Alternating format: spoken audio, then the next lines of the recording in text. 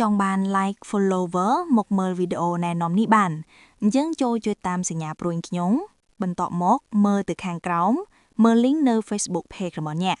2. ចុចលើវាដើម្បី copy បន្តមកត្រឡប់ចេញមកលើ browser ថ្មីមួយទៀតអញ្ចឹងខ្ញុំជ្រើសរើសយក Google Chrome ហើយវាសរសេរ camsmm.com ពេលចេញតម្រងបែបនេះហើយអាចចុចចុះឈ្មោះបានអញ្ចឹងខ្ញុំចុះឈ្មោះជាមួយនឹង Google Gmail បងប្អូនអាចចុចធ្វើតាមខ្ញុំបានយើងចុចទៅលើ Gmail មួយមក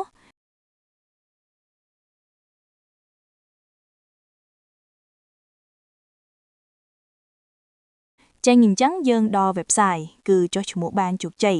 បន្ទាប់ពីយើងចូលទៅទិញសេវាកម្មបានយើងត្រូវដាក់លុយជាមុនសិនដើម្បីដាក់ប្រាក់បានចុចមកលើពាក្យ add fund ឃើញប្រអប់ខាងក្រោមជាកន្លែងដាក់ចំនួនប្រាក់ដែលយើងចង់ដាក់ក្នុងវីដេអូនេះខ្ញុំចង់ដាក់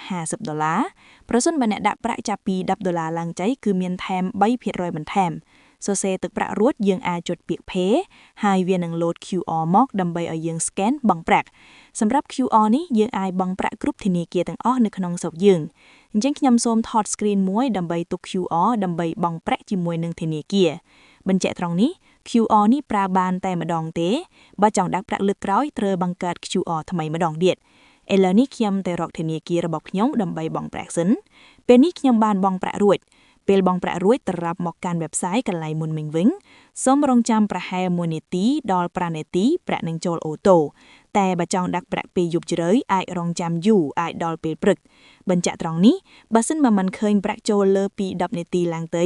បងប្អូនអាចក្រោកពាក្យ ticket ក្នុង website សរសេរប្រាប់ថាប្រាក់ដែលខ្ញុំបានដាក់អត់ទាន់ចូលទេ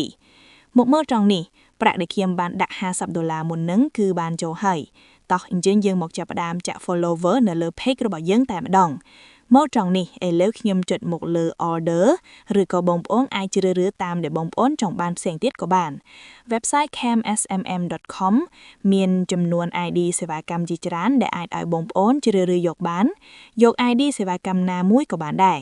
តែបើជាយោបល់ខ្ញុំបងប្អូនកុំទិញយក ID ដែលមានតម្លៃថោកជាងគេពេកដំណើរការមិនសូវល្អទេត្រង់នេះជ្រើសរើសយកតម្លៃសេវាកម្មណាមួយរួចហើយ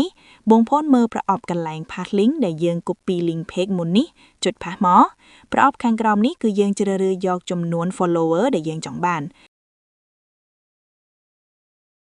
បងប្អូនចុចពាក្យ submit ខាងក្រោមបន្ទាប់ពីចុចទិញរួចបងប្អូនទៅរងចាំពី1ម៉ោងឡើងទៅលឿនឬយឺតអាស្រ័យទៅលើតម្លៃសេវាកម្មបងប្អូនបានទិញពេលនេះយើងទិញបានជោគជ័យហើយយើងគ្រាន់តែរងចាំតែប៉ុណ្ណោះពេលនោះយើងត្រឡប់មកលើ Facebook page របស់យើងវិញយើងនឹងឃើញចំនួន follower ចាប់ផ្ដើមឡើងទៅអរគុណច្រើនសម្រាប់ការមើលតាមវីដេអូរបស់ខ្ញុំណែនាំ